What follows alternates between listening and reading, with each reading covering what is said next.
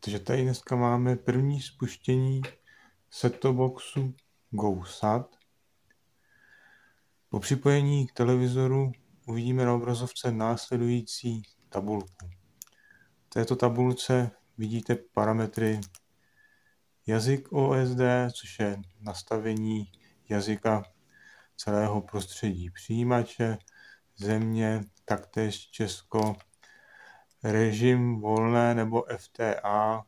Zde můžeme v podstatě vydat jenom FTA, protože u nás v České republice téměř žádné programy kódované nejsou. Režim vyhledávání, zde máme možnost vyhledávání DVB-C a DVB-T2, takže zvolíme DVB-T2. Napájení antény 5 V vypnuto. Ve většině případů bude moc takto zůstat, protože máte anténu buď to úplně bez zesilovače, nebo s nějakým zesilovačem, který již má napájení vyřešeno jinak.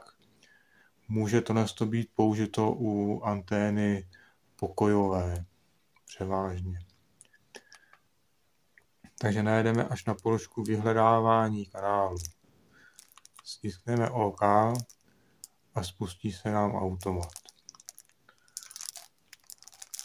Pokud však víme požadované kanály, můžeme vyhledávání ukončit tlačítkem Exit, jak vidíme v tabulce.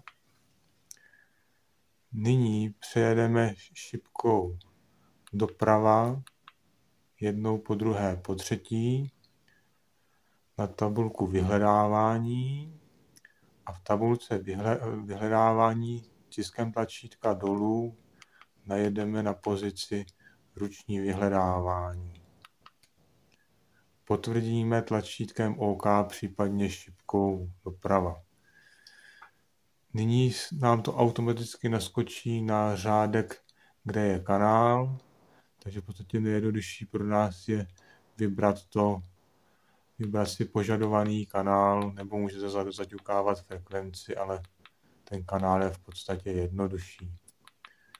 V našem případě máme první kanál v pořadí, kanál 26, na který, když jsem šipkou doprava či doleva naťukal, tak vidíte, že nám to tamhle hodilo dole úroveň síly a kvality, což jsou takové údaje částečně nápomocné, ale není to úplně jako 100%.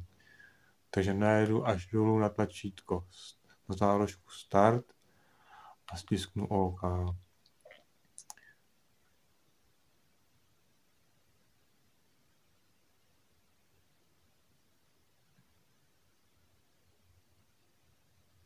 Tak, nyní máme vyhledán jeden kanál vybraný. Nyní můžeme zase najet do horního řádku kanál.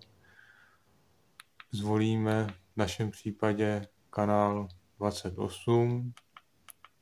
Opět najedeme šipkama dolů na tlačítko Start a stiskneme OK.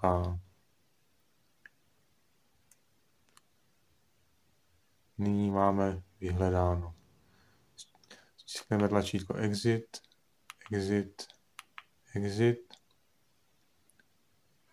a zde již máme nově vyhledané programy, které jsou uloženy, seřazeny podle kanálu. Pozdější nastavení si můžeme ukázat, srovnání programů si můžeme ukázat v jiném videu. Takže jo, to je pro dnešek všechno.